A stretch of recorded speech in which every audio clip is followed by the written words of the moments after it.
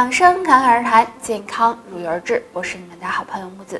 很多人平时比较懒，所以无论有没有时间都不会去运动。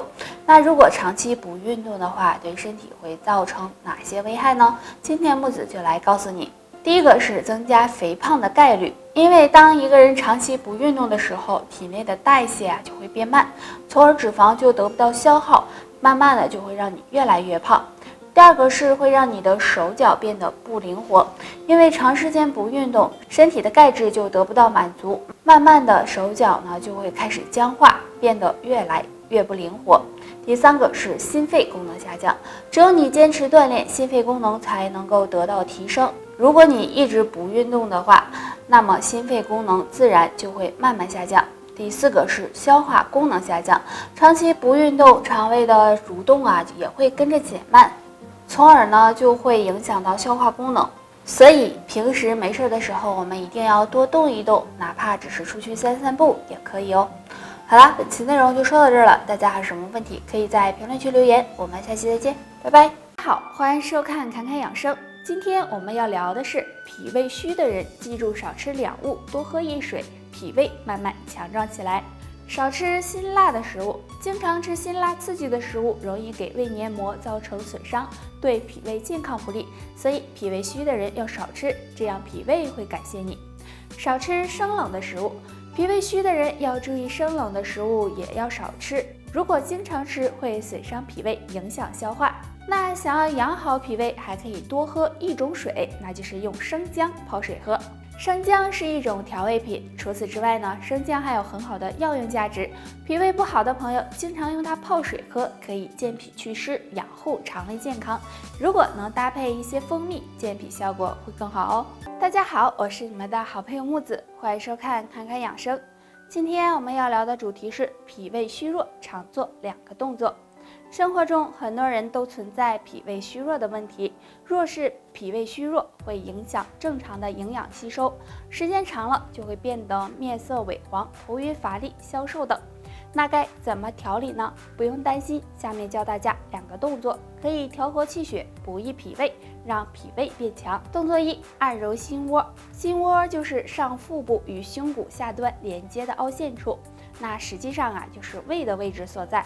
按摩时，我们用手掌先顺时针按揉36圈，再逆时针按揉36圈，这样按摩心窝有调节中焦气机、畅通胃气的作用，可以改善消化不良、胃胀等脾胃问题。动作二，推按两肋。伸出我们的双手，分别放在身体两侧，从乳房下缘推按，一直推按到侧腰部，只要感觉发热就行。这样按摩两肋可以疏通肝胆经，调畅气机，有很好的补益脾胃，达到养胃暖胃、预防胃部疾病的作用。对于脾胃虚弱的人，平时的饮食很重要，切记不要暴饮暴食，3餐要定时定量，营养均衡，荤素搭配，这样才能使脾胃得到全面的调理。那以上就是今天的全部内容，如果你还有什么问题，可以给我们留言。养生不仅仅是身体上的滋养调理，同样也是内心的一种修养。汗是一种很正常的现象，但是有些人会发现自己的手脚心会经常出汗，其实这可能是脾胃虚的表现。那脾胃虚弱该怎么办呢？可以做好下面2件事，有助脾胃健康哦。第一件事，注意饮食。很多人脾胃不好跟饮食有很大关系，比如吃很多寒凉食物就可能会引起脾胃虚弱。那么也可以通过食疗来调理，多吃健脾养胃的食物，比如南瓜、胡萝卜、菠菜等等。第二件事，多运动。运动可以提高身体的抵抗力、免疫力，促进人体新陈代谢，对提高脾胃功能有帮助。那给大家推荐一个简单的动作，就是用脚趾抓地，坐着站着都行，双脚踩在地上，然后紧紧的用脚趾抓地，放松，这样反复的做5分钟。这个动作能够刺激到小腿的脾经，有很好的健脾养胃的效果哦。当你总是脸色发黄，还总没食欲，这可能是脾胃虚、气血不足惹的祸。那我们平时就要好好的调理脾胃了。那今天木子教大家一个小动作，大家可以跟我一起来做一下哦。大家呢可以坐在椅子上，腰背挺直，然后抬起双脚，这样相互的碰撞。碰的时候最好是光脚，这样每次碰3到5分钟。这样碰脚可以刺激到脚部内侧的太白穴和公孙穴。这2个穴位是脾经上的穴位，有很好的健脾补脾、补足气血的作用，可以每天早晚都碰一次。脾好了，那么气血和口味也会跟着好。蒲公英相信大家都不陌生吧？很多人呢都喜欢用它泡水喝。蒲公英的好处也有很多，那下面我们就来看一看。好处1：清热解毒。蒲公英中含有很多营养，其中含有的聚糖成分有很好的清热解毒的作用，经常用它泡水喝，可以帮助保护肝脏、降肝火。好处2：养胃。现在很多人都有饮食不规律的情况，经常吃快餐、外卖，这样时间长了很容易给肠胃造成伤害。大家不妨常用蒲公英泡水喝，可以帮助清理毒素，起到降胃火的作用，对保护肠胃有很好的效果。好处3：美容养颜。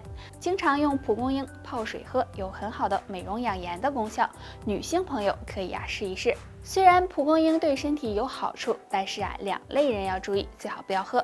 第一种，有慢性肠炎的人，如果经常出现腹泻，就不要喝蒲公英水了，因为蒲公英性质微寒，会加重腹泻、腹痛的情况。